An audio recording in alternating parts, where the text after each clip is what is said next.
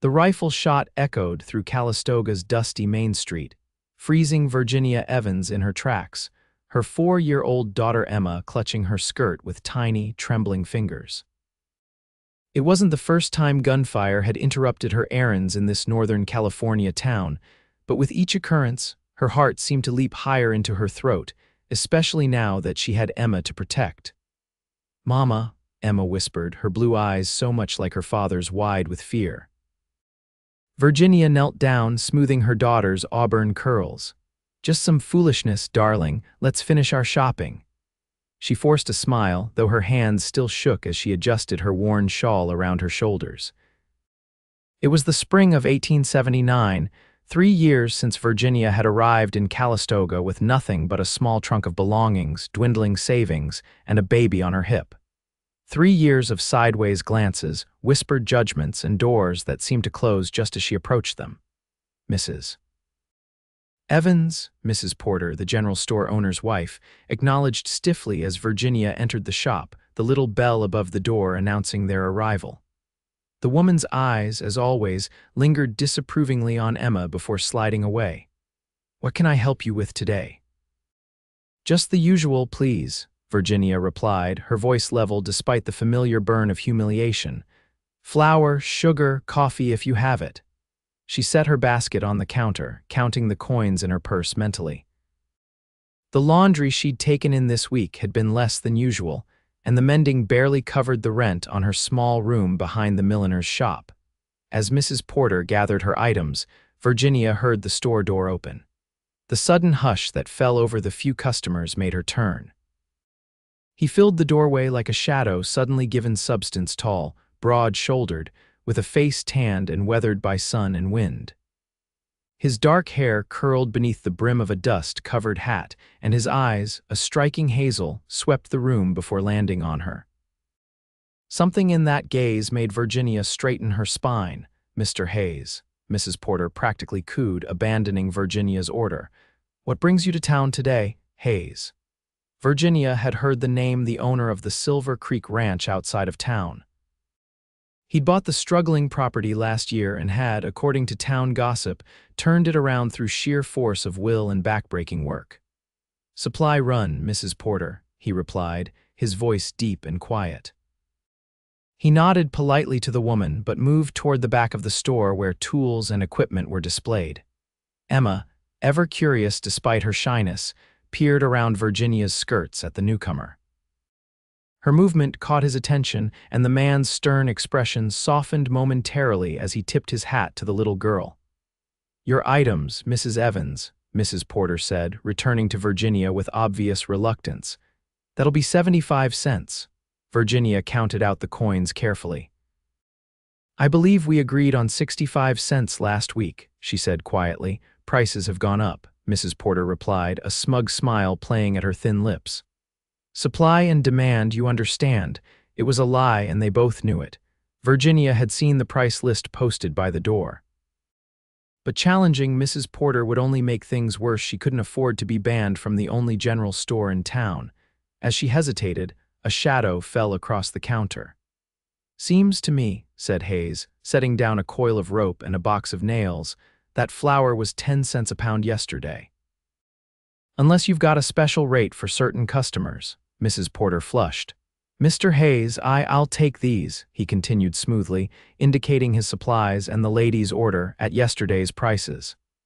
There was no threat in his tone, just a calm certainty that brooked no argument. Virginia felt a flutter of both gratitude and indignation. "That's not necessary, Mr. Hayes," she said. "I can pay my way." His eyes met hers, assessing. "Never suggested otherwise, madam, just making sure the pricing's fair." Mrs. Porter, tight-lipped, recalculated Virginia's bill. 65 cents, she muttered. As Virginia paid and gathered her purchases, Emma suddenly stumbled, bumping into a display of canned goods. One tin clattered to the floor, rolling across the planks. "Clumsy child," Mrs. Porter snapped. "Like mother, like daughter, I suppose." Virginia froze, the insult landing like a physical blow. Before she could respond, Hayes bent down, picked up the can, and handed it gently to Emma. "No harm done, little lady," he said. Then, to Mrs. Porter, his voice considerably cooler, Children stumble. Adults should know better than to stumble over their own manners. The bell jangled as he held the door for Virginia and Emma, following them out into the afternoon sunshine. On the boardwalk, Virginia turned to him, summoning her dignity. "Thank you, Mr. Hayes, but I don't need rescuing." "Emma and I managed just fine," he regarded her thoughtfully. "Never thought you didn't, Mrs. Evans." A pause. "Virginia, isn't it? I've heard your name around town." "I imagine you have," she replied, unable to keep the bitterness from her tone. "Along with plenty of speculation and judgment, no doubt. I don't put much stock in town talk." He shifted the supplies under his arm. "Hunter Hayes," he introduced himself, extending his free hand. After a moment's hesitation, she took it. His palm was calloused against her skin.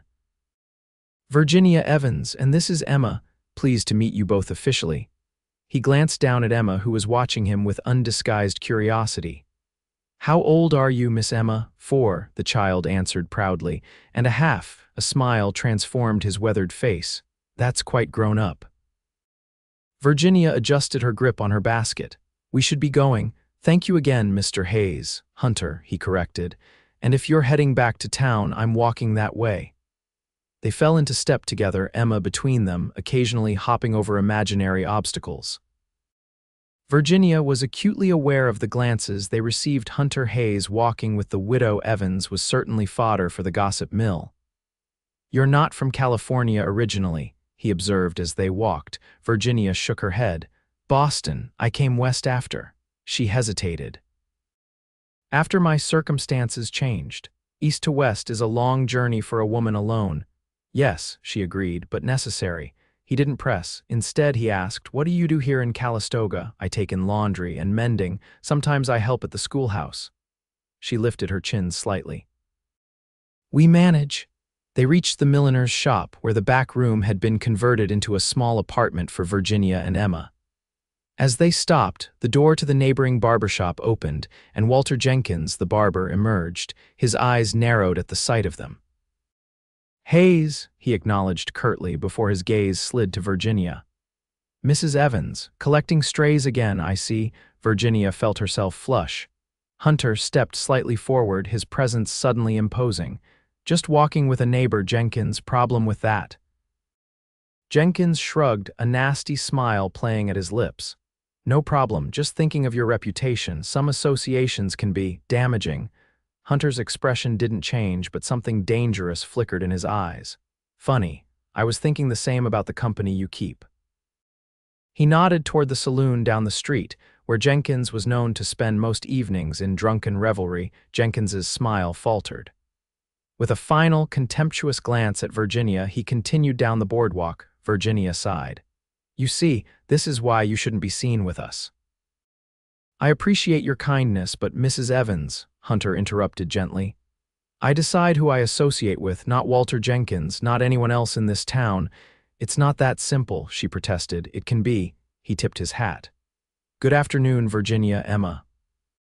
As he walked away, Emma tugged at Virginia's skirt. "I like him, Mama, he's nice." Virginia watched his retreating figure, tall and straight-backed among the townspeople who respectfully moved aside for him. "Yes," she murmured. "But nice doesn't always last in this world, sweetheart." That evening, as Virginia washed the supper dishes and Emma played with her cloth doll on the small rug by the stove, a knock came at their door. Cautiously, Virginia approached it. Visitors were rare. "Who is it?" she called. "Hunter Hayes." Surprised, she opened the door to find him standing there, hat in hand, a small parcel under his arm. "Mr. Hayes, this is unexpected." "I apologize for the intrusion," he said, "but I remembered something after our conversation today." He held out the parcel. "For Emma." Virginia hesitated, but Emma had already scampered to the door, peering around her mother's skirts. "Hello, Mr. Hayes," she chirped. His stern face softened into a smile. "Hello, Miss Emma. I brought you something, if your mother approves." Virginia slowly accepted the package, unwrapping it to find a beautifully carved wooden horse, its details meticulously rendered. "I carve sometimes," Hunter explained, almost self-consciously. "When the winter evenings are long, thought she might like it." Emma's eyes widened in delight as Virginia handed her the toy. A horse? Look, Mama, it's just like the ones that pull the stagecoach. What do you say, Emma? Virginia prompted, though her own emotions were in turmoil at this unexpected kindness.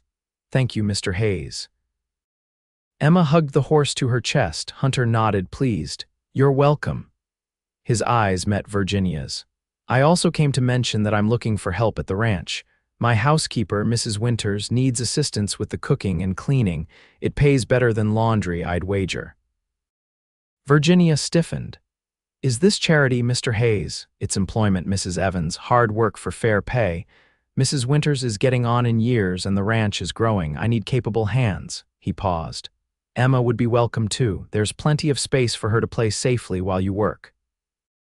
Virginia hesitated. The offer was tempting, too tempting. I'll need to think about it, of course. He retrieved his hat from where he'd been holding it against his chest. The offer stands whenever you decide. Good night, Mrs. Evans. Good night, Emma. After he left, Virginia closed the door, leaning against it. Emma looked up from where she was already playing with her new toy. Can we go to his ranch, Mama? I want to see real horses, Virginia sighed. We'll see, darling, we'll see. That night, after Emma was asleep, Virginia sat by their small window, staring out at the sliver of moon visible above the buildings. Hunter Hayes's offer circled in her mind. Better pay, a chance to get away from the daily judgment of the town, but also dependence on a man she barely knew. The last time she trusted a man's promises, she'd ended up abandoned and pregnant in a strange city. Yet there was something about Hunter Hayes' steadiness, a quiet integrity that made her want to believe him.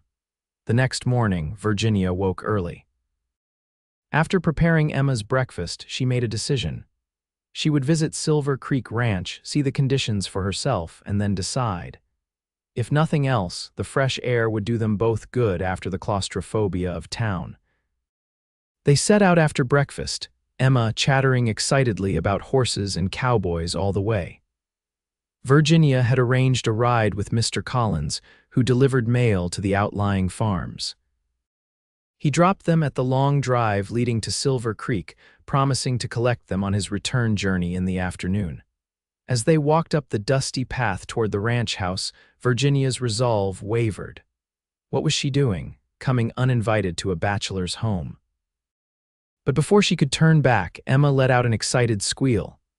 Mama, look, horses. Sure enough, in a corral to their right, several horses grazed peacefully.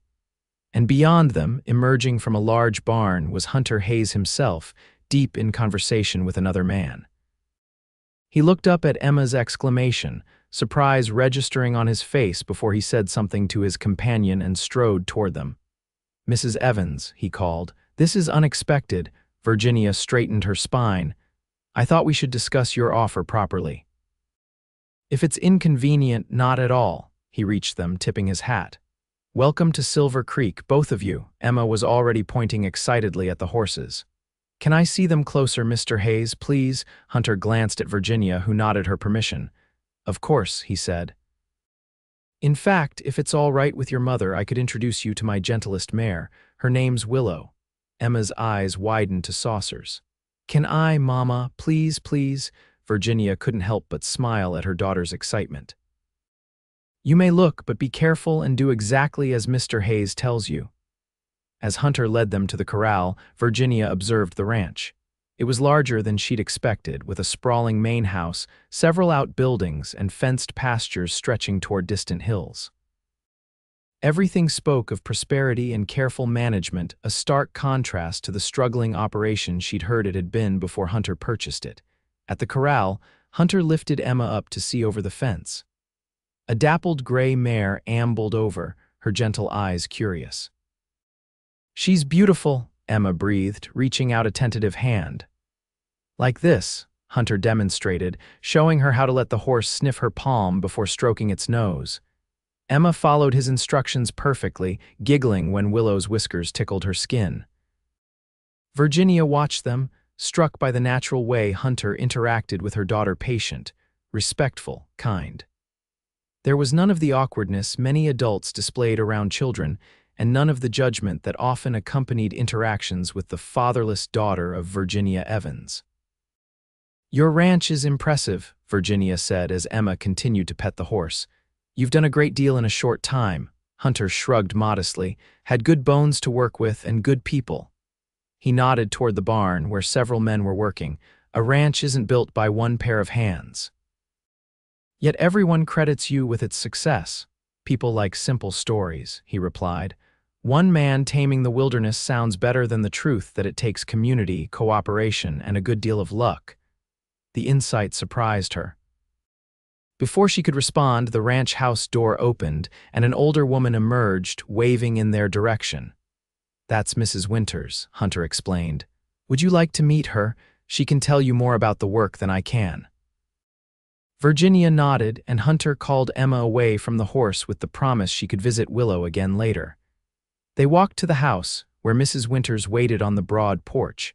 So you're Mrs. Evans, the housekeeper said, appraising Virginia with kind but shrewd eyes. And this must be Emma. Come in, I've just made lemonade. The house interior was unexpectedly refined, not lavish, but comfortable and well-appointed. Virginia noted the good furniture, the polished floors, the shelves of books, not what she'd expected from a bachelor rancher. As Mrs. Winters poured lemonade, she launched into a detailed description of the duties she needed help with cooking for the ranch hands: cleaning, laundry, mending. The work wasn't easy, she warned, but the pay was fair, the hours reasonable, and Mr. Hayes treated his people well. And your little one would be no trouble, Mrs. Winters added, smiling at Emma, who was sipping her lemonade with obvious delight. There's plenty of safe space for her to play while you work. There's also a small cabin available, Hunter added from where he stood by the fireplace. If the daily trip from town becomes burdensome, it would need some fixing up, but it's sound. Virginia's eyes widened at the unexpected offer. That's very generous. It's practical, he countered. Good workers are valuable. I prefer to keep them. After their lemonade, Mrs. Winters offered to show Virginia around the kitchen and work areas. As they toured, the older woman spoke candidly. He's a good man, Mr. Hayes, she said when they were alone. Fair and honest, doesn't drink to excess or raise his hand in anger, works harder than anyone else here. She gave Virginia a significant look. I know what they say about you in town, Mrs. Evans. I don't care about your past, only that you work hard and treat people decent. Mr. Hayes feels the same. Why did he really offer me this position? Virginia asked directly. There must be other women in town who would want it, Mrs. Winters smiled. There are, but none who need it as much or who he believes would do it as well. She paused. He sees what others don't, our Mr. Hayes always has. By the time Virginia and Emma were ready to return to town, Virginia had made her decision. The work was challenging but no harder than what she already did, the pay was significantly better, and the opportunity for Emma to grow up with space and animals around her was invaluable. As they waited for Mr. Collins's wagon, Hunter approached them. Well, Mrs. Evans, what do you think? I think, Virginia said carefully, that we would like to accept your offer of employment, Mr. Hayes. When would you like us to start? A smile transformed his face. Whenever you're ready, the position is yours. Next Monday then, she decided, and we'll consider the cabin as well once I've saved a bit more. It'll be here when you need it. He crouched down to Emma's level. And you, Miss Emma, will you help take care of Willow when you visit? Emma nodded solemnly. I promise. As Mr. Collins's wagon appeared on the road, Hunter helped them up onto the seat. I'll see you Monday, he said, his eyes meeting Virginia's with quiet satisfaction. On the ride back to town, Emma chattered endlessly about horses and the ranch, while Virginia's mind raced with plans and considerations. It wasn't until they were nearly back that Emma asked the question Virginia had been avoiding. Mama, is Mr. Hayes going to be my new papa? Virginia nearly choked. Emma, no, sweetheart, Mr. Hayes is going to be our employer, that's all, but he's nice to us, and he gave me a horse. Emma's logic was impeccable to her 4-year-old mind. Being nice doesn't mean someone wants to be your papa, Virginia explained gently. Mr. Hayes is just a kind man who needs help on his ranch. Emma looked unconvinced but dropped the subject, turning back to her descriptions of Willow the horse. The next morning, Virginia visited Mrs. Harmon, the milliner, to give notice on their room. The woman seemed unsurprised. Heard you were out at Silver Creek yesterday, she said, sorting ribbons. Town's already talking, Virginia sighed. Of course they are. It's a good opportunity, Mrs. Harmon continued, surprising Virginia with her supportiveness. Hayes runs a respectable operation. And getting Emma away from some of the nastier tongues in town won't hurt either. You've been kind to us, Mrs. Harmon, Virginia said sincerely. I hope you know how much I appreciate it. The older woman waved away her thanks. You've been a good tenant. Quiet, clean, pays on time. More than I can say for most. She paused, her hands stilling on a length of blue ribbon. Just be careful, Virginia. Hayes seems like a decent man, but you know how men can turn once they think they own something or someone. Virginia nodded, the warning echoing her own concerns. I'll remember. Word of Virginia's new position spread quickly through Calistoga. Some, like Mrs. Harmon, seemed genuinely pleased for her. Others were openly disapproving. Can't believe Hayes is bringing that woman to his ranch, Virginia overheard Mrs. Porter saying to another customer as she collected her last few supplies from the general store. Who knows what she's planning, getting her hooks into a man of his standing. Worse yet, exposing him to that fatherless child, the other woman agreed.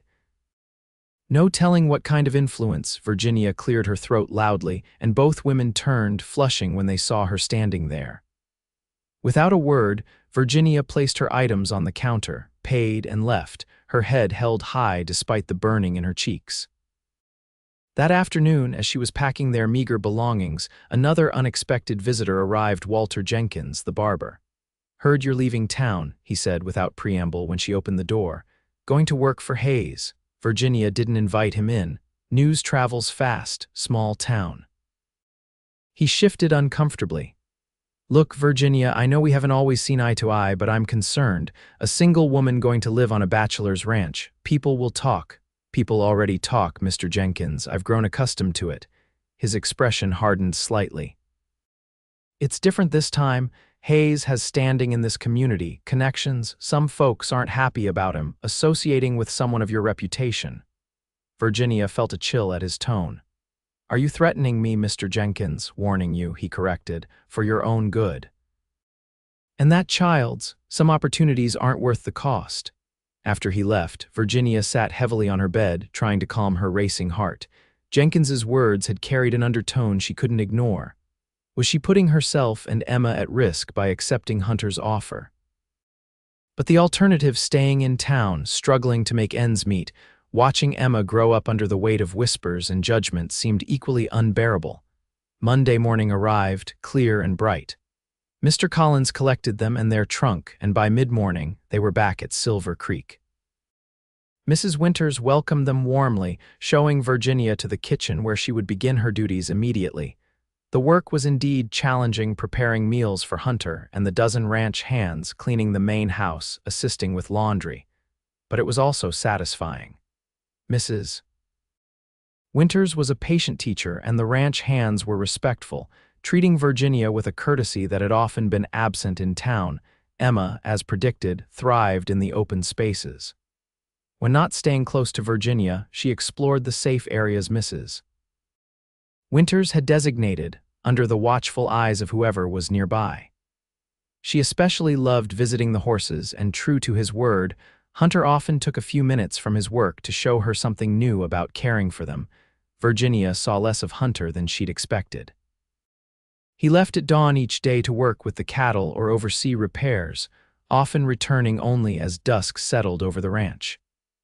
When their paths did cross, he was unfailingly polite but somewhat reserved, as if deliberately maintaining a proper distance between employer and employee. 2 weeks into their new arrangement, Virginia was kneading bread dough in the kitchen when Mrs. Winters entered, frowning. "We've got a problem," the housekeeper announced. "Mr. Hayes just rode in with news. There's a group coming from San Francisco tomorrow, potential buyers for our beef. Important men with deep pockets." "That sounds like good news," Virginia replied, continuing to work the dough. "It would be, except they're arriving a day early. We were expecting them Thursday. Now we've got to prepare for 6 extra men for dinner tomorrow and possibly breakfast the next day." Mrs. Winters sighed. My sister in St. Helena is ill. I promised to visit her tomorrow. Can't put it off again. Virginia's hands stilled.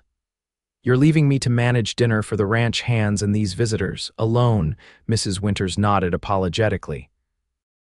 Mr. Hayes said he'd get one of the boys to help with the heavy lifting, but the cooking and serving will be on you. I wouldn't ask if there was another way. Virginia swallowed her panic. Of course, we'll manage, after Mrs. Winters left the next morning. Virginia threw herself into preparations. She'd settled on a menu of roast beef, potatoes, fresh bread, and apple pie, simple but hearty fare that should impress the city men without seeming pretentious. Emma helped by arranging wildflowers in jars for the table, carefully selecting blooms from the patches Mrs. Winters had said she could pick from. By mid-afternoon, the pies were cooling, the bread was rising, and the beef was roasting slowly in the oven. Virginia wiped her brow, allowing herself a moment's rest before she began peeling potatoes. The sound of hoofbeats announced the arrival of Hunter and his guests. Through the kitchen window, Virginia watched as 6 well-dressed men dismounted in the yard. Hunter looked different somehow, still in his work clothes, but carrying himself with an authority that commanded respect even from these obviously wealthy visitors. An hour later, as Virginia was mashing the potatoes, the kitchen door opened and Hunter entered. "Mrs. Evans," he greeted her.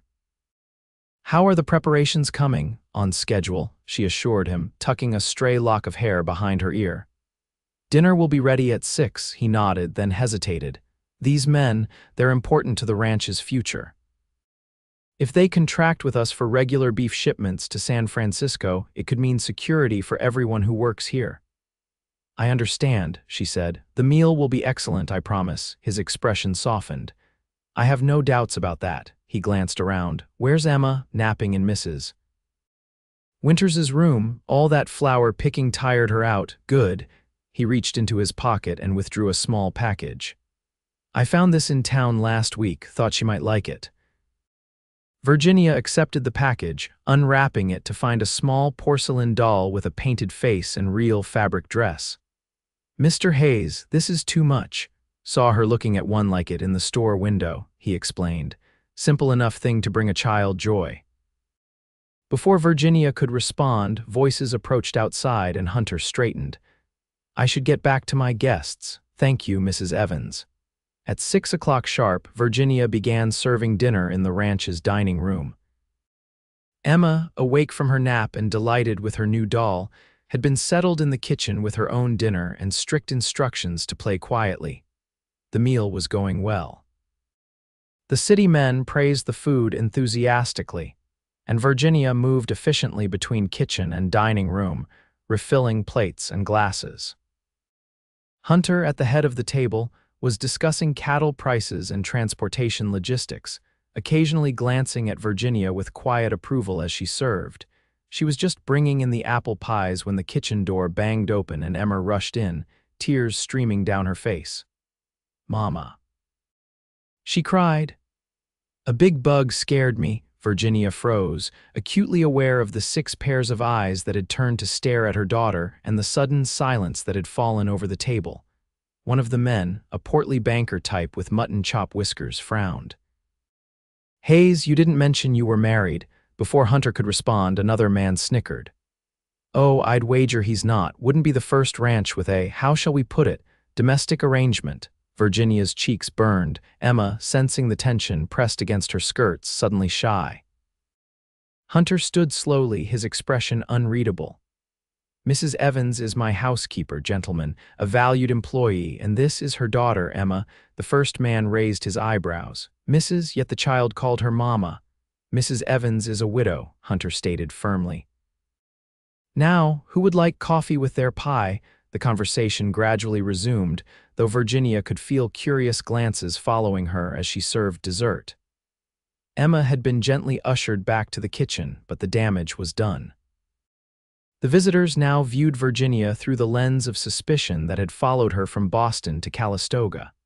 After the meal, when the guests had retired to the parlor with cigars and brandy, Virginia busied herself with cleanup, fighting back tears of frustration. She'd worked so hard to create a perfect meal to prove her worth, and one moment had potentially undone it all. The kitchen door opened and Hunter entered. Virginia straightened, wiping her hands on her apron. "Mr. Hayes, I apologize for the interruption during dinner." "Emma has nothing to apologize for," he finished quietly. "Neither do you. But your guests are businessmen who care about beef quality and reliability, not about who cooks their meals or the personal lives of my staff." He moved closer. "Mrs. Evans, Virginia. Don't let their assumptions trouble you. What matters is the work you do here, which is exceptional." His use of her first name sent an unexpected warmth through her. "Thank you," she managed. He nodded. "The meal was perfect. You've done Mrs. Winters proud." After a brief hesitation, he added, "How is Emma? Was it really a bug, despite herself?" Virginia smiled. "A spider on the wall. Normally she's not afraid of them, but this one was particularly large." "Understandable," Hunter agreed solemnly, though his eyes held a hint of amusement. "Well, I should return to my guests. Good night, Virginia. Good night, Hunter." The name felt strange on her lips, but the small smile it elicited from him before he left suggested it wasn't unwelcome. The next morning, Virginia rose early to prepare breakfast for the ranch household and the visitors. To her surprise, Hunter was already in the kitchen, coffee pot in hand. "Couldn't sleep," he explained. "Thought I might as well make myself useful." Together they worked in companionable silence, Virginia mixing biscuit dough while Hunter fried bacon.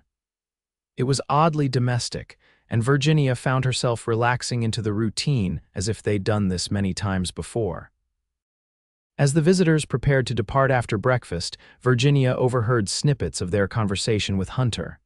"Excellent proposition, Hayes. We'll draw up the contracts next week. Finest beef we've sampled in California. Quarterly shipments beginning next month."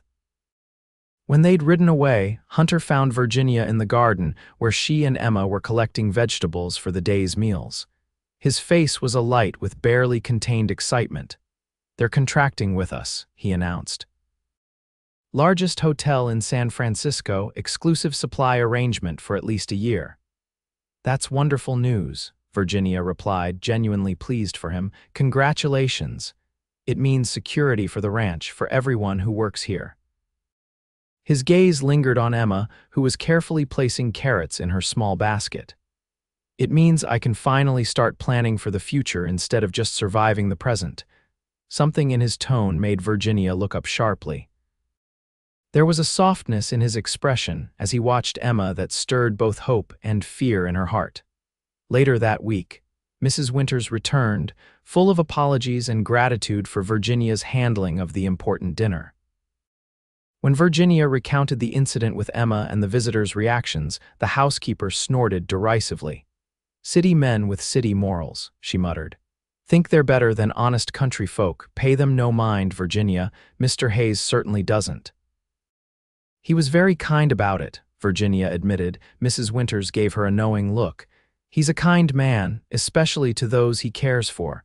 Before Virginia could question this statement, Emma burst into the kitchen, clutching a wildflower. "Look what Mr. Hayes showed me, Mama. It's called a California poppy, and it's the special flower of the whole state." Virginia smiled, accepting the orange bloom. "It's beautiful, darling. Did you thank Mr. Hayes for teaching you about it?" "Uh-huh. And he said maybe tomorrow he could show me how to brush willow proper, if it's okay with you." Virginia glanced at Mrs. Winters, who nodded encouragingly. "That would be fine, as long as you finish your chores first." As spring deepened into summer, a comfortable routine developed at Silver Creek. Virginia's skills in the kitchen improved under Mrs. Winters's tutelage, and she began taking on more responsibilities around the ranch house. Emma, blossoming in the open spaces and fresh air, became a favorite among the ranch hands, who taught her songs and simple tricks with rope. Hunter, busy with the expanding ranch operations, nevertheless made time each day to check on Virginia and Emma. Sometimes it was just a brief exchange as he passed through the kitchen. Other times, he would join them for a few minutes on the porch after dinner, listening to Emma's excited recounting of her day's adventures. Virginia found herself looking forward to these moments, though she tried to temper her growing feelings. Hunter was her employer, nothing more. That he was kind to her and Emma meant only that he was a decent man, not that he harbored any deeper interest. Yet there were moments, a lingering glance, a hand that briefly touched hers when passing a coffee cup, a private smile shared over Emma's antics that made her wonder. One evening in July, as Virginia sat on the porch steps mending a torn shirt while Emma played nearby, Hunter joined her, lowering himself onto the step beside her. "The cabin's nearly ready," he said after a comfortable silence. "Just needs some furniture and final touches." Virginia's needle paused. "I haven't said we'll take it, I know." He gazed out at the golden light stretching across the pastures. "But it's there if you want it. More privacy than rooms in the main house, a place that could be truly yours." The offer tempted her. Their rooms in the main house were comfortable but small. A cabin of their own would mean space, independence, a sense of home they hadn't had since leaving Boston. "I'd need to see it first," she said cautiously, "and discuss the terms." "Of course." He hesitated, then added, "I was thinking. If you like it, you might consider it part of your compensation, not rent but ownership over time." Virginia's hands stilled completely. "Ownership, Mr. Hayes, that's an investment in a valued employee," he finished. "Nothing more." But his eyes told a different story, one that both thrilled and terrified her. The following Sunday, their day of rest, Hunter took Virginia and Emma to see the cabin. It sat on a gentle rise about a quarter-mile from the main house, with a view of both the ranch buildings and the mountains beyond. Small but solidly built, it featured a main room with a fireplace, a compact kitchen, and 2 bedrooms. Emma immediately claimed the smaller bedroom, running from window to window exclaiming over the views. Virginia moved more slowly, taking in the craftsmanship of the woodwork, the tight-fitting windows, the gleaming new stove. "The furniture is simple," Hunter explained, somewhat apologetically, "but sound. Mrs. Winters donated some linens and kitchenware. The men and I built the beds and table last month." "You built this?" Virginia asked, running her fingers over the smooth surface of the oak table. He nodded. "Had help, of course, but yes. It's beautiful," she said softly. "All of it." Outside, as Emma explored the small garden plot that had been prepared, Hunter outlined his proposal. The cabin would be Virginia's, fully hers after 2 years of service to the ranch. Until then, it would be considered part of her compensation, with no rent required. "It's too generous," Virginia protested. "Such an arrangement would benefit me far more than you." "I disagree," he replied. "Having you and Emma here committed to Silver Creek for the long term, that benefits the ranch immeasurably." He met her eyes steadily. "And me." Before she could respond to the implication in his words, Emma called from the garden, proudly displaying a worm she'd discovered. The moment passed, but Virginia felt its significance linger between them. They moved into the cabin the following weekend. The simple pleasure of having a space that was truly theirs, even conditionally, filled Virginia with a contentment she hadn't felt in years. She added small touches, a vase of wildflowers on the table, Emma's drawings pinned to the walls, herbs hanging to dry from the kitchen rafters that transformed the cabin into a home. Summer passed in a haze of work and increasingly comfortable interactions. Virginia noticed that Hunter found more reasons to visit the cabin, bringing vegetables from the kitchen garden, stopping by to check that the stove was working properly, offering to repair a loose shutter. Each visit lasted a little longer than strictly necessary, their conversations extending beyond ranch business to personal histories and philosophies. She learned he was from Missouri originally, had fought briefly for the Union during the last year of the Civil War despite being barely 18, and had spent the subsequent years working ranches throughout the West, saving to buy his own land. He was 36 now, 14 years her senior, with laugh lines beginning to frame eyes that had seen both hardship and joy. In turn, she gradually shared pieces of her own story, her childhood in Boston as the daughter of a professor, her passion for literature and learning, her dreams of teaching before life had taken an unexpected turn. She didn't speak of Emma's father, and Hunter never asked, though sometimes she caught him watching her with questions in his eyes.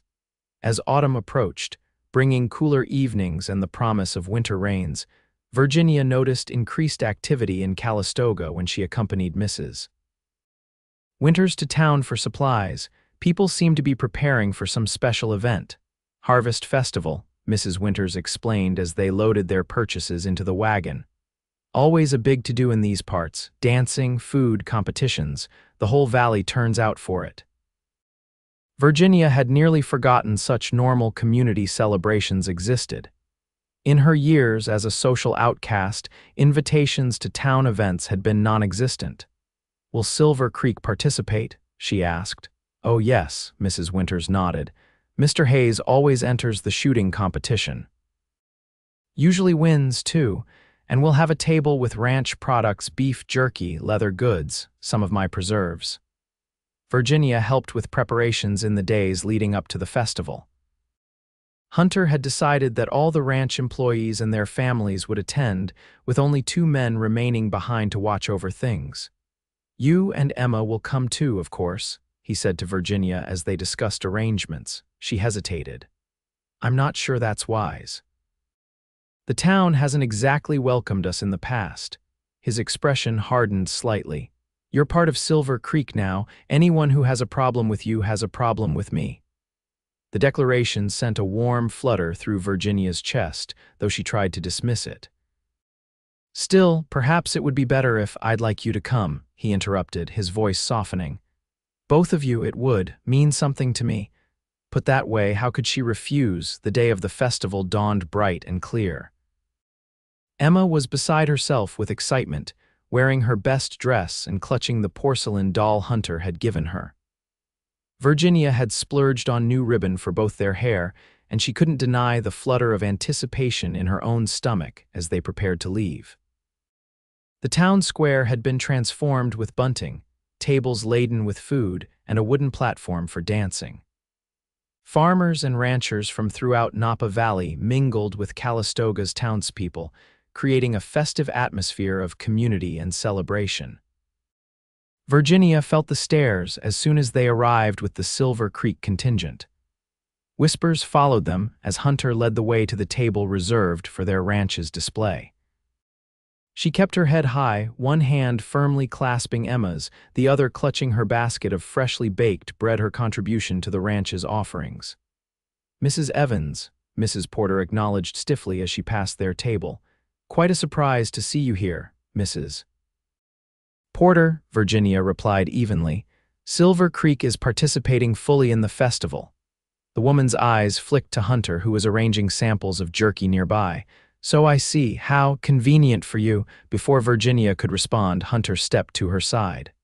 "Mrs. Porter, I trust you'll sample some of Mrs. Evans's excellent bread. Her contributions to Silver Creek have been invaluable." The woman flushed, murmured something noncommittal, and moved on. Virginia shot Hunter a grateful glance, which he acknowledged with a slight nod.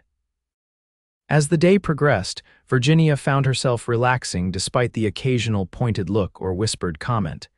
Emma was having a wonderful time, participating in children's games and collecting small prizes. Mrs. Winters introduced Virginia to several friendly shopkeepers and farmers' wives who seemed genuinely pleased to meet her. The shooting competition drew a large crowd. Hunter, as predicted, demonstrated remarkable skill, hitting targets with an ease that spoke of years of practice. When he was declared the winner, Emma cheered loudly, jumping up and down with excitement. Virginia clapped more decorously, but couldn't suppress a proud smile when Hunter looked their way after accepting his ribbon. As afternoon faded into evening, lanterns were lit around the square, and musicians took their places on the platform. The dancing began lively reels and jigs that had couples spinning across the wooden floor. Virginia sat with Mrs. Winters, watching Emma play with some other children nearby. Hunter had been busy with fellow ranchers, discussing business and comparing notes on the year's challenges, but suddenly he was standing before her, hand extended. "May I have this dance, Mrs. Evans?" Virginia stared at his outstretched hand, acutely aware of the eyes turning their way. "Mr. Hayes, it's just a dance," he said quietly. Though his eyes conveyed it was anything but. Taking a deep breath, Virginia placed her hand in his and allowed him to lead her to the dance floor. The musicians had just begun a waltz, and as Hunter's hand settled at her waist, Virginia was grateful for the years of dancing lessons that had been part of her Boston upbringing. They moved together surprisingly well, his firm guidance matching her natural grace. Virginia was conscious of the stares, the whispers, but found herself caring less with each turn around the floor. Hunter's steady gaze held hers, his hand warm at her waist, and for a moment the rest of the world seemed to fade away. "You dance beautifully," he murmured. "Thank you," she replied. "It's been a long time." "Too long," he agreed. Then, after a slight pause, "Virginia, there's something I've been wanting to—" Well, a slurred voice interrupted. "If it isn't the high and mighty Hayes dancing with his housekeeper." Walter Jenkins stood at the edge of the dance floor, swaying slightly, a glass of whiskey clutched in his hand. Hunter stopped dancing, keeping Virginia slightly behind him as he faced the barber. "You're drunk, Jenkins," he said evenly. "Go home," Jenkins sneered, "not before I've said my piece. Folks in this town have been wondering what kind of arrangement you've got going on at that ranch of yours." Taking in a woman like her, with her bastard child, Hunter moved so quickly Virginia barely registered it. One moment Jenkins was spouting vile insults, the next, Hunter had him by the collar, nearly lifting him off his feet. "Apologize," Hunter demanded, his voice low and dangerous. Now, Jenkins struggled ineffectively. "For what? Saying what everyone's thinking. We all know what she is." Boston's trash, thrown out for Hunter's fist, connected with Jenkins's jaw, sending him sprawling into the dirt. A collective gasp rose from the crowd that had gathered. Virginia stood frozen, mortification and fear warring within her. Hunter stood over Jenkins, who was sprawled in the dust, blood trickling from his split lip. "Mrs. Evans is a lady of impeccable character," Hunter announced, his voice carrying across the suddenly silent square. "She is my employee, yes, but more importantly, she is my friend. And Emma is a child who deserves nothing but kindness and respect." His gaze swept the crowd. "Anyone who can't offer both would do well to keep their distance from them and from me." Jenkins staggered to his feet, glaring. "You threatening me, Hayes?" "Promising you," Hunter replied coldly. "Now get out of my sight." As Jenkins slunk away, muttering curses, Hunter turned to find Virginia. She stood rigid, her face pale, hands trembling slightly. Without a word, he guided her away from the staring crowd, toward the quieter edge of the square where Emma was still playing, blissfully unaware of the confrontation. "I'm sorry," he said quietly. "I shouldn't have lost my temper." "You shouldn't have defended us," she corrected, her voice barely steady. "You've just associated yourself with my shame in front of the entire town." "There is no shame," he insisted. "None, you don't understand," she whispered. "The things they say, I understand perfectly. And I don't care what they say, Virginia." He took her hands in his. "I care about you, about Emma, have for months now." The declaration hung between them, both terrifying and exhilarating. Before Virginia could formulate a response, Emma came running up, her eyes bright with excitement. "Mama." "Mr. Hayes, I won a ribbon in the sack race." The moment broken, Virginia forced a smile. "Did you, darling? How wonderful." As Emma chattered about her victory, Virginia avoided Hunter's gaze, though she could feel it on her like a physical touch. What he'd said, what he'd done, it changed everything and nothing. She still had her past. Town gossip wouldn't simply disappear. And Hunter's impulsive defense, while chivalrous, might have only fueled the rumors rather than quelling them. The ride back to Silver Creek was subdued. Emma, tired from the day's excitement, fell asleep against Virginia's side in the wagon. Hunter drove in silence, occasionally glancing at Virginia, who kept her eyes fixed on the darkening landscape. At the cabin, Hunter carried the sleeping Emma inside, laying her gently on her bed while Virginia removed the child's shoes. They worked together in wordless harmony, tucking blankets around Emma's small form, smoothing her hair from her forehead. Outside Emma's room, in the quiet main room lit only by a single lamp, Hunter finally broke the silence. "I meant what I said, Virginia." She met his eyes, finding them steady and certain. "I know, that's what frightens me." "Why?"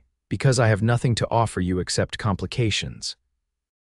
A history I can't change, a child who isn't yours. You offer far more than that, he countered softly. Strength, grace, kindness, intelligence. He stepped closer. And Emma is a gift, not a complication. Virginia swallowed against the sudden tightness in her throat. Hunter. What are you saying? I'm saying I love you, both of you. Have for some time now.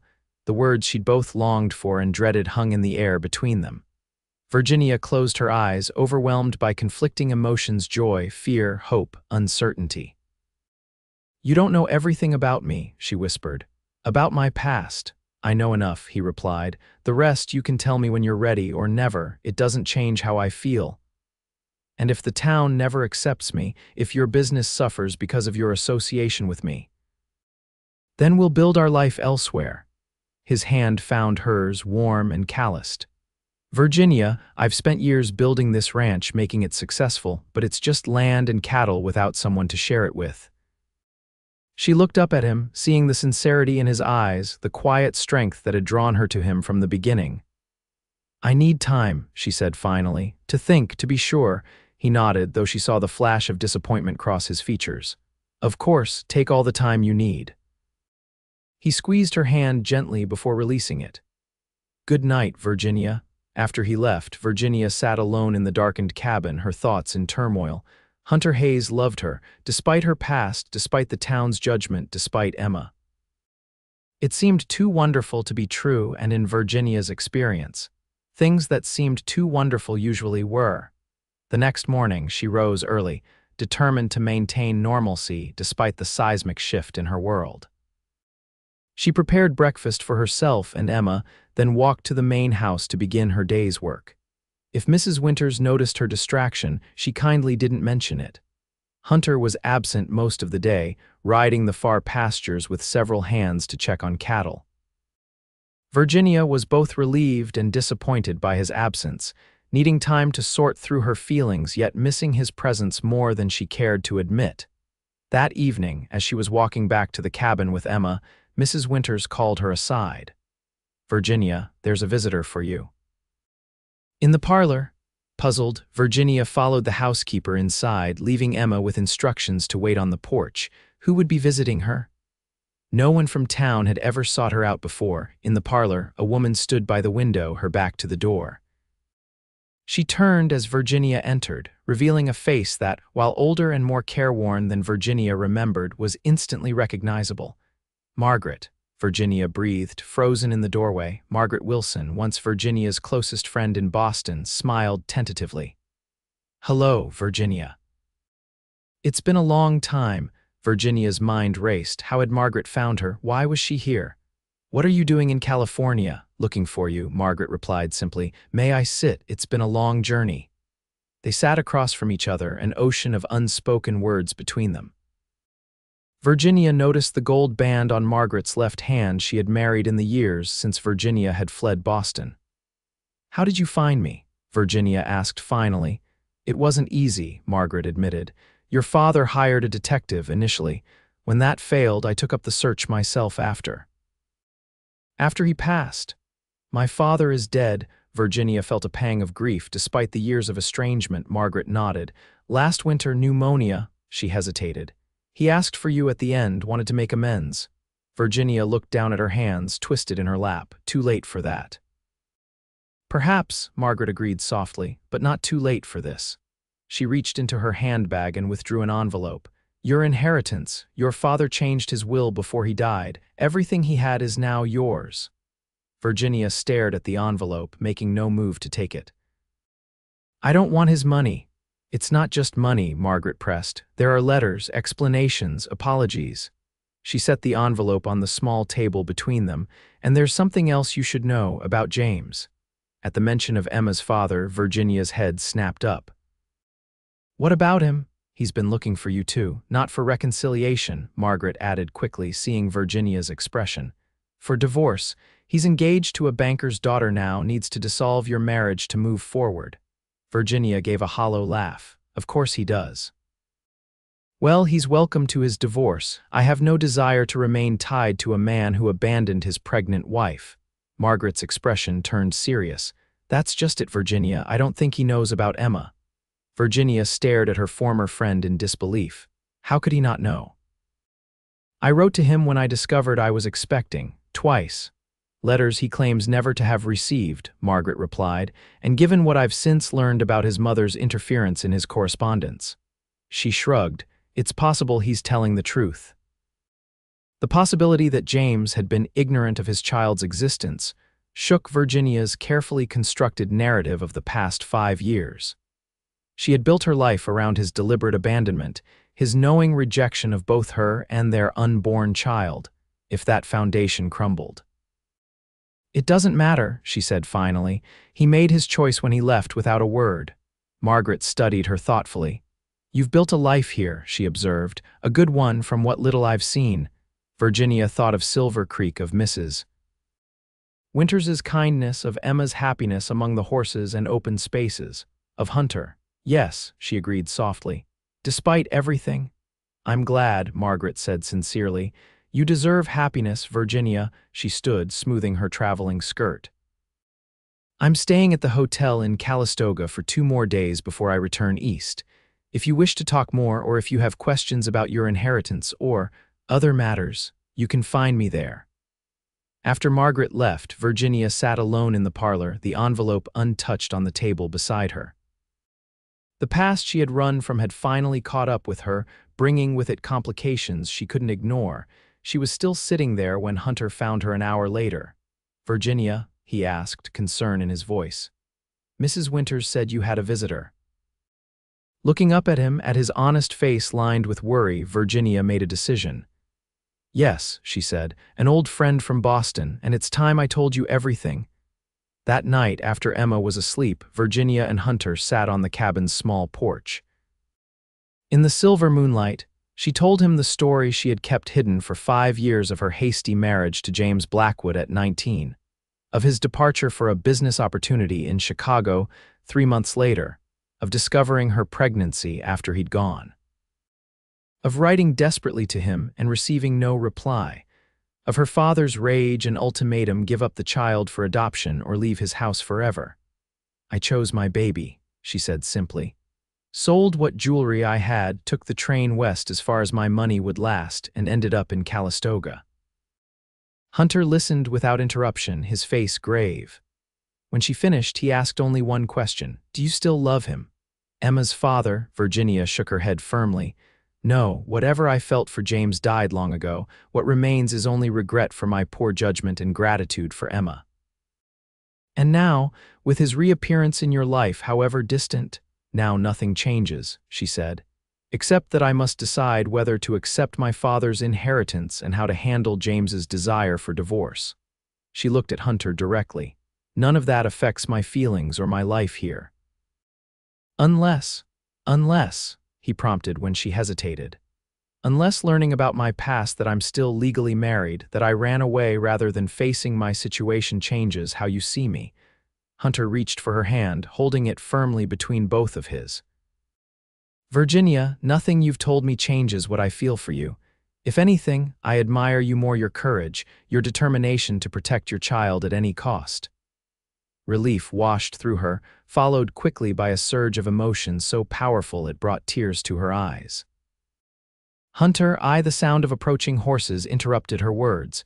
Hunter stood, frowning as he peered into the darkness.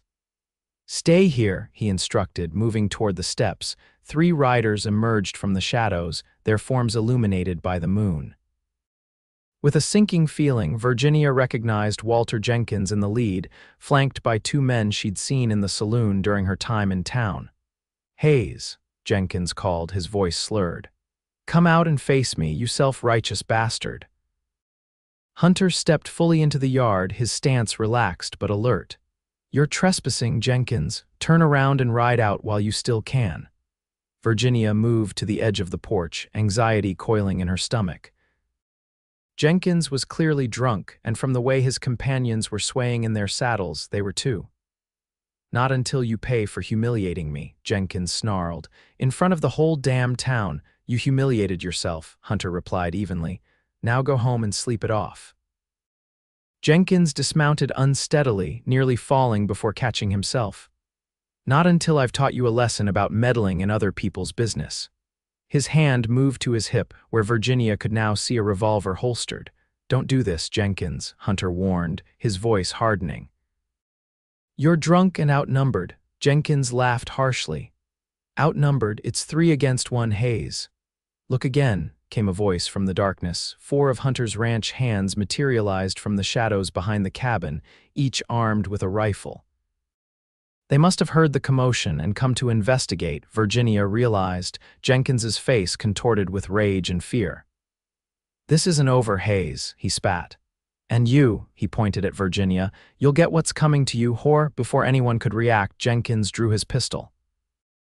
Hunter lunged forward, but not before Jenkins fired wildly in Virginia's direction.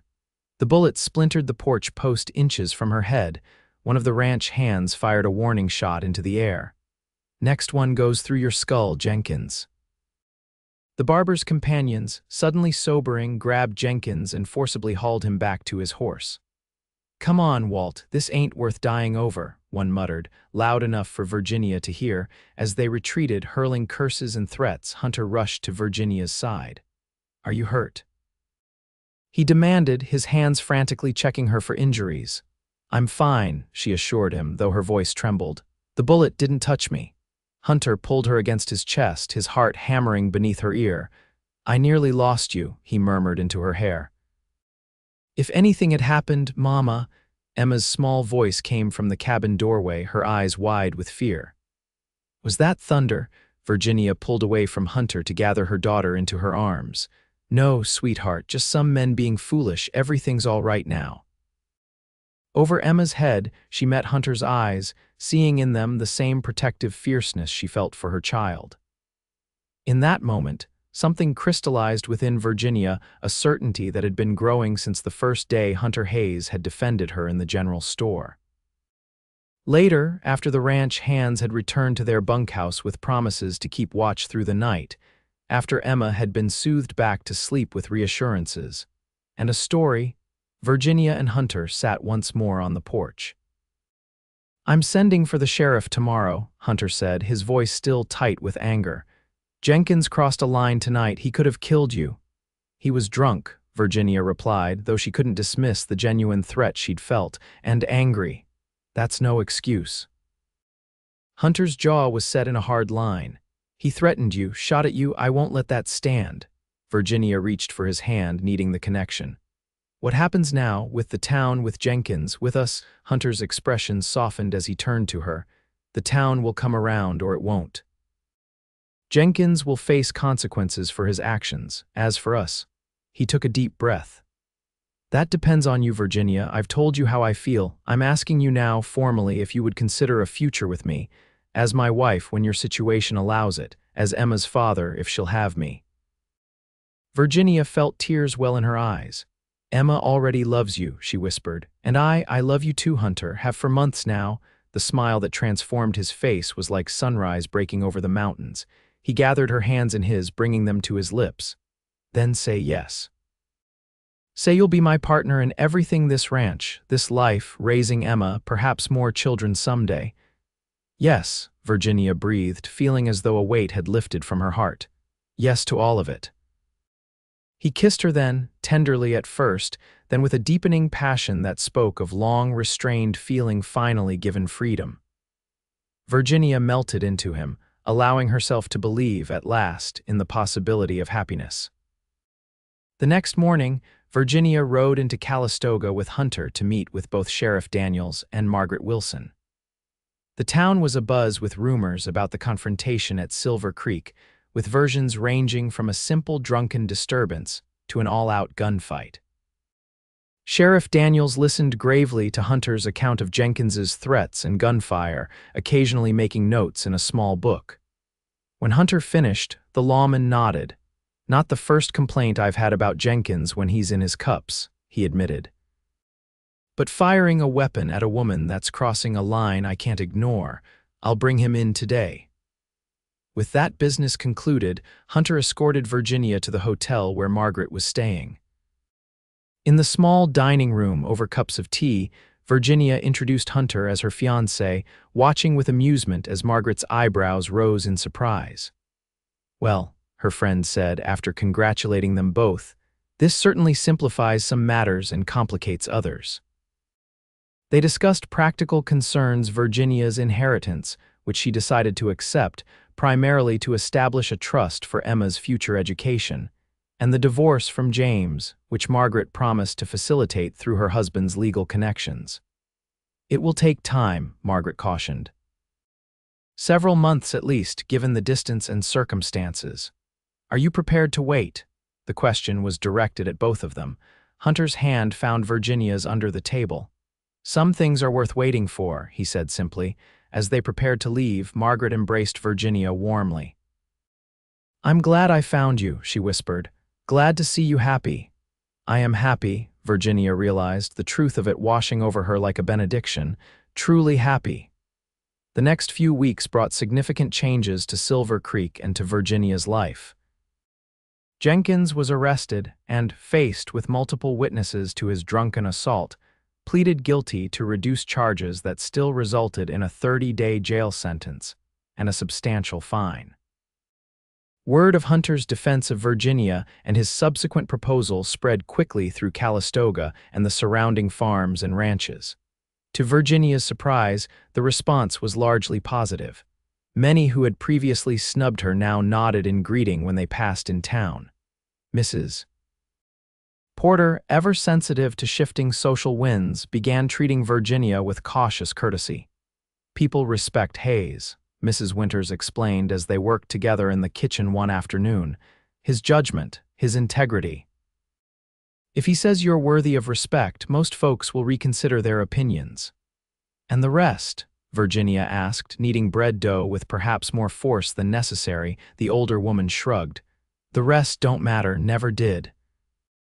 Emma, delighted by the official recognition of Hunter as her future father, took to calling him Papa Hayes, a compromise suggested by Hunter himself, who insisted he had no desire to replace the memory of Emma's biological father, only to earn his own place in her heart. "I want her to know her history," he told Virginia one evening as they watched Emma playing with her wooden horse. "All of it when she's old enough to understand, no secrets, no shame." Virginia leaned against his shoulder, overwhelmed by gratitude for this man who continually surprised her with his wisdom and compassion. "Thank you," she murmured, "for understanding what she needs, what we both need." By late autumn, Margaret had written with news that the divorce proceedings had begun. James had apparently been startled to learn of Emma's existence, but showed no interest in meeting his daughter, focusing instead on expediting the legal dissolution of his marriage to Virginia. "His loss," Hunter commented when Virginia shared this information, his arm tightening around her as they sat by the cabin's fireplace. "And my gain." As winter settled over Napa Valley, bringing much-needed rain to the parched landscape, Silver Creek prepared for its first Christmas under the newly formalized partnership of Hunter and Virginia. Though they had agreed to wait for marriage until her divorce was finalized, they made no secret of their engagement or their commitment to each other. The ranch house was decorated with evergreen boughs and red ribbons, and Mrs. Winters outdid herself planning a Christmas feast for all the ranch employees and their families. Virginia contributed her mother's recipe for plum pudding, and Emma helped make paper ornaments for the small tree Hunter had brought in from the foothills. On Christmas Eve, as snowflakes drifted lazily past the windows, a rare occurrence in the valley, Hunter gathered everyone in the main room of the ranch house. Ranch hands and their families, Mrs. Winters, Virginia, and Emma formed a circle around the decorated tree, its candles casting a warm glow over the proceedings. "Silver Creek has prospered this year," Hunter began, his voice carrying clearly through the room. "Our contracts are secure, our cattle healthy, our future bright. But a ranch is more than land and livestock, it's people. Family." His eyes found Virginia's across the room. "This year, I've been blessed with a family I never expected to find, and I wanted to share that blessing with all of you who have helped build this place with me." From his pocket, he withdrew a small velvet box, Moving to Virginia's side, he took her hand. "I know we agreed to wait," he said softly, though everyone could hear, "and we will for the legal formalities, but I wanted to give you this tonight in front of our Silver Creek family." Opening the box, he revealed a delicate gold ring set with a small but perfect diamond. "This was my mother's," he explained. "She made me promise to give it only to the woman who captured my heart completely." Virginia felt tears sting her eyes as he slipped the ring onto her finger. "It's beautiful," she whispered. Emma, watching wide-eyed beside them, suddenly piped up. "Does this mean you're really going to be my papa now?" Hunter knelt down to her level. "If that would make you happy, Miss Emma, nothing would honor me more." The child threw her arms around his neck. "Yes, please." Laughter and applause filled the room, followed by toasts and congratulations. As the celebration continued around them, Hunter drew Virginia aside to a quiet corner. "Are you happy?" he asked, his eyes searching hers. Virginia looked around at the room full of people who had become her community, at Emma's joyful face as she showed off Hunter's ring to Mrs. Winters, at the life they were building together. "Completely," she answered truthfully. "Are you?" "More than I ever thought possible." He brushed a strand of hair from her face, his touch gentle. "When I bought this ranch, I thought I was building a legacy, something to leave behind someday. I never expected to find someone to share it with." "And now," she asked, leaning into his touch. "Now I understand that legacy isn't about land or wealth, it's about love." He glanced at Emma, then back to Virginia. "The love we give and receive, the love we leave in others' hearts." Virginia rose on tiptoe to kiss him, no longer concerned about propriety or town gossip. "I love you, Hunter Hayes," she murmured against his lips, "with all my heart." "And I love you, Virginia Evans," he replied. "You and Emma are my pride, my joy, and my future." Spring brought new life to Silver Creek, calves in the pastures, wildflowers on the hillsides, and the long-awaited letter from Boston confirming that Virginia's divorce had been granted. The news arrived on a perfect April morning, carried by Mr. Collins, who delivered it with a knowing wink. "Congratulations, Mrs. Evans," he said, tipping his hat. "Or should I start practicing Mrs. Hayes?" Virginia smiled, the happiness bubbling up inside her impossible to contain. "Perhaps you should," she replied. "Thank you, Mr. Collins." She found Hunter in the stables, brushing down his stallion after a morning ride checking fence lines. His face lit up when he saw her, as it always did, but quickly turned concerned when he noticed the envelope in her hand. "News?" he asked, setting aside the brush. Virginia nodded, holding out the letter. "It's done. The divorce is final." Hunter read the official document quickly, then looked up at her, his eyes shining. "Well then, Virginia Evans, it seems there's nothing standing between us and the altar, if you're still willing." In answer, she stepped into his arms, lifting her face for his kiss. "More than willing," she assured him. Eager, in fact, they were married 2 weeks later in a simple ceremony at Silver Creek. The entire ranch turned out for the occasion, along with many townspeople whose attitudes had gradually shifted as they witnessed the genuine love between Hunter and Virginia. Even Mrs. Porter attended, bringing a gift of fine linens and a somewhat strained but sincere smile. Emma, resplendent in a new dress of pale blue, served as flower girl, solemnly dropping rose petals along the path to the flowering arch where Reverend Thompson waited to perform the ceremony.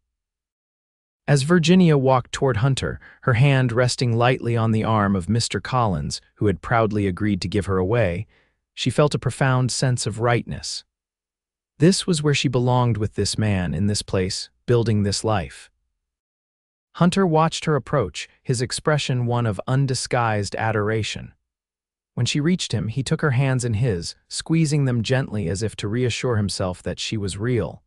"Dearly beloved," Reverend Thompson began, "we are gathered here today to join this man and this woman in holy matrimony." The traditional words washed over Virginia like a blessing, healing old wounds and affirming new beginnings. When the time came for their vows, Hunter spoke with clear conviction. "I, Hunter Hayes, take you, Virginia Evans, to be my lawfully wedded wife," he recited, his voice steady and sure. To have and to hold from this day forward, for better or worse, for richer or poorer, in sickness and in health, to love and to cherish until death do us part. Virginia's response was equally firm, though she felt tears of joy threatening as she pledged herself to him.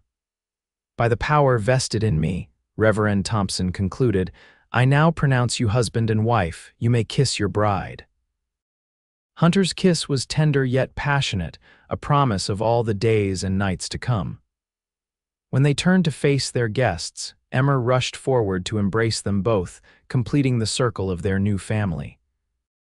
The celebration lasted well into the evening, with dancing and feasting under lanterns strung across the ranch yard. As twilight deepened into night, Virginia and Hunter slipped away to the cabin, now expanded and improved, but still their private haven. Later, wrapped in each other's arms, they spoke of the future of the children they hoped for, of their plans for Silver Creek, of Emma's education and growth.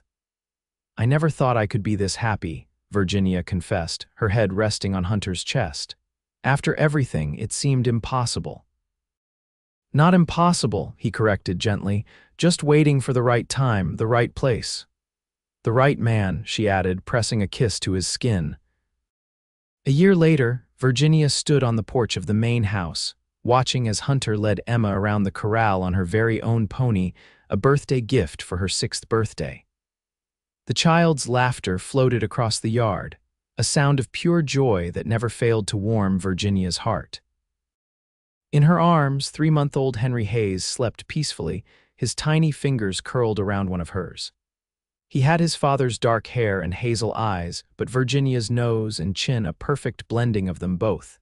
Mrs. Winters emerged from the house, wiping her hands on her apron. "Picture perfect, aren't they?" she observed, nodding toward Hunter and Emma. "Yes," Virginia agreed softly, "perfect." The older woman smiled at the sleeping baby, and this little one completes it all.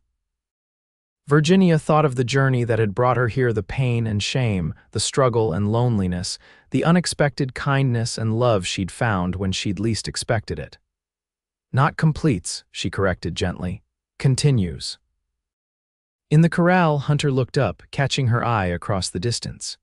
His smile, still capable of making her heart skip a beat, conveyed all they'd become to each other: partners, lovers, parents, friends. Emma waved excitedly. "Look, Mama, I'm riding by myself." Hunter had indeed released the lead rope, allowing Emma to guide the gentle pony on her own while he walked alongside, ready to assist if needed, but giving her the freedom to learn and grow independently. It was, Virginia realized, a perfect metaphor for what he'd brought to both their lives: support without control, guidance without domination, love without conditions. "I see you, darling," she called back. "You're doing wonderfully." As Hunter led Emma and the pony toward the house, Virginia shifted baby Henry in her arms, preparing to introduce him to yet another facet of the life that would be his birthright: not just the land and prosperity of Silver Creek, but the love that had transformed it from a simple ranch into a true home.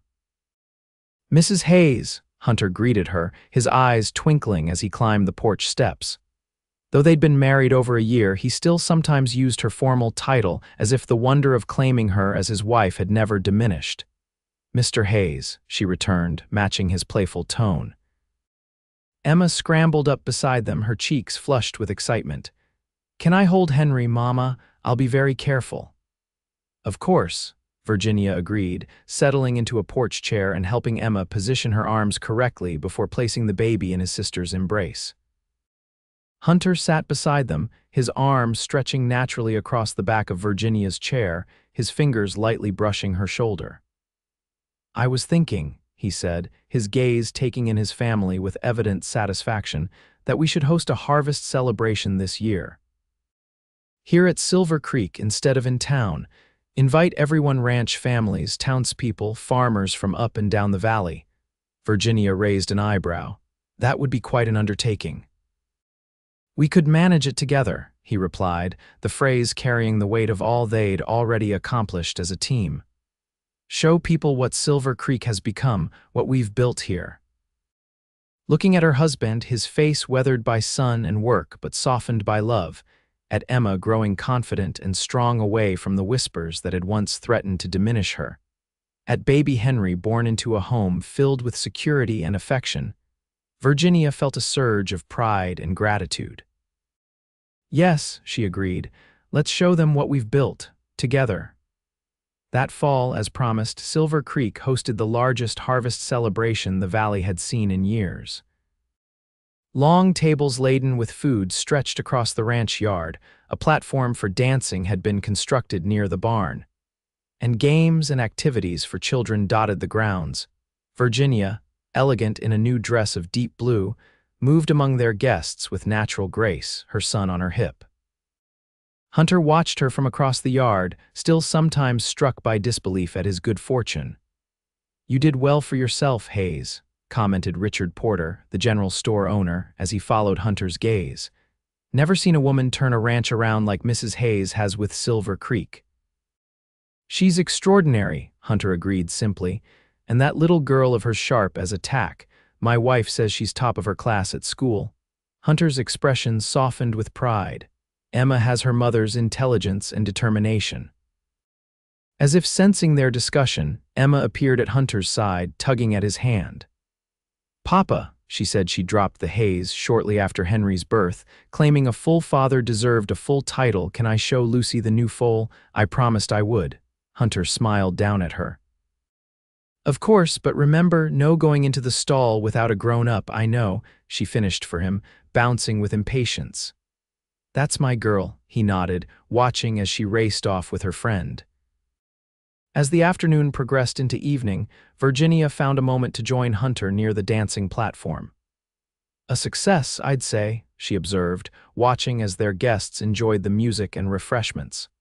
"Beyond my expectations," he agreed, taking Henry from her arms to give her a rest.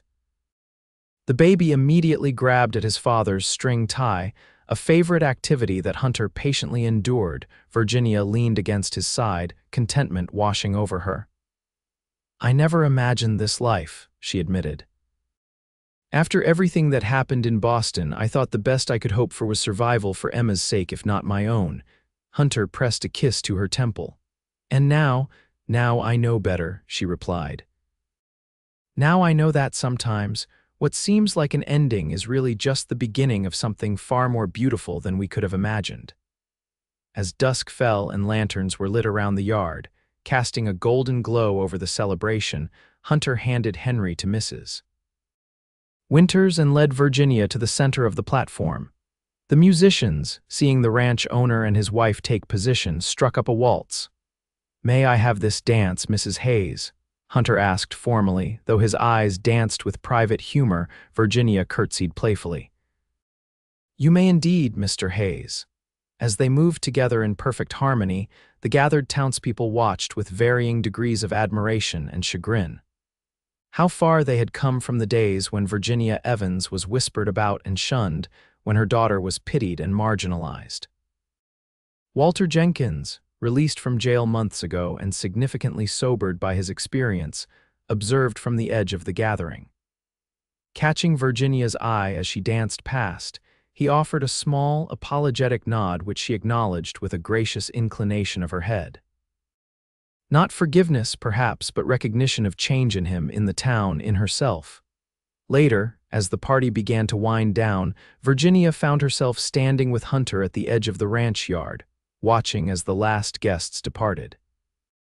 Emma had fallen asleep on a bench nearby, exhausted from the day's excitement, and Henry dozed in his father's arms. "What are you thinking?" Hunter asked, noticing her contemplative expression. Virginia smiled, linking her arm through his. "I was remembering something you said to me once about how one man taming the wilderness makes a better story than the truth of community and cooperation." He nodded. "I remember. I was thinking the same applies to us," she continued. "The story people will tell is simple, how you rescued a fallen woman and her fatherless child. But the truth is so much richer and more complicated. How we rescued each other. How we built something neither of us could have created alone." Hunter shifted Henry to one arm so he could wrap the other around Virginia's shoulders. "I like our story better than theirs," he said simply. "As do I." She leaned into his embrace, watching as the last wagon disappeared down the drive, leaving Silver Creek to the peaceful darkness of a California night. Above them, stars emerged one by one, witnesses to all they had overcome and all they had built together. Virginia thought of the journey that had brought her here, the pain that had driven her west, the struggles that had nearly broken her, the love that had ultimately saved her. Each step, even the painful ones, had been necessary to reach this moment, this life, this family. "Let's take our children home," Hunter suggested softly. Home. Virginia savored the word, its meaning transformed by the man beside her. With Hunter, Emma, and Henry, she had found not just shelter but belonging, not just acceptance but celebration of who she was past, present, and future. As they gathered their sleeping children and walked toward their cabin, expanded now into a proper family home, Virginia sent up a silent prayer of gratitude for second chances and unexpected blessings. For a love that had seen beyond judgment to the truth of her heart. For a partner who had proudly claimed her and Emma as his own, defying anyone who dared to mock or malign them. For the courage to begin again and the joy that had followed.